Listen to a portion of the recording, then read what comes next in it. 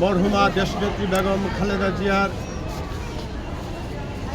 আদর্শে উদ্বুদ্ধ হয়ে আমরা সবাই মিলে আজকে আমরা স্বাধীনতা দিবস উদযাপন করছি।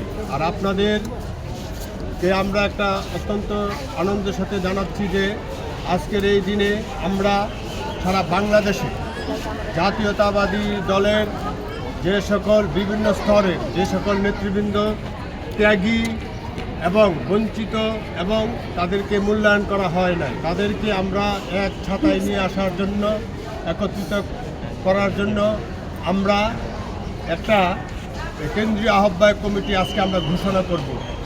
এই কমিটির নাম হলো বাংলাদেশ জাতীয়তাবাদী ত্যাগী মূল্যায়ন পরিষদ।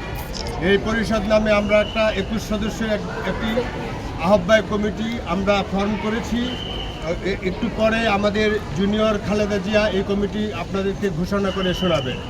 আমাদের এই কমিটির উদ্দেশ্য হলো সারা বাংলাদেশ, নট অনলি কোনো নির্দিষ্ট এলাকা, সারা বাংলাদেশ সহ সারা বহির্বিশ্বে যারা জাতীয়তাবাদী চেতনা ধারণ করেন এবং যারা জিয়া রহমানের আদর্শকে বুকে লালন করেন তাদেরকে, এবং তারা যদি মনে করেন বা যারা নির্যাতিত হয়েছেন, জেল খেটেছেন, জুলুম হয়েছে তাদের উপরে, এবং কিন্তু তারা আশানুরূপ পদবঞ্চিত হয়েছেন, কিন্তু তারা আশানুরূপ ফল লাভ করতে পারেন নাই বলে নিজেদেরকে যারা মনে করবেন, আমাদের এই কমিটির উদ্দেশ্য হলো তারা আমাদের সাথে আসবেন।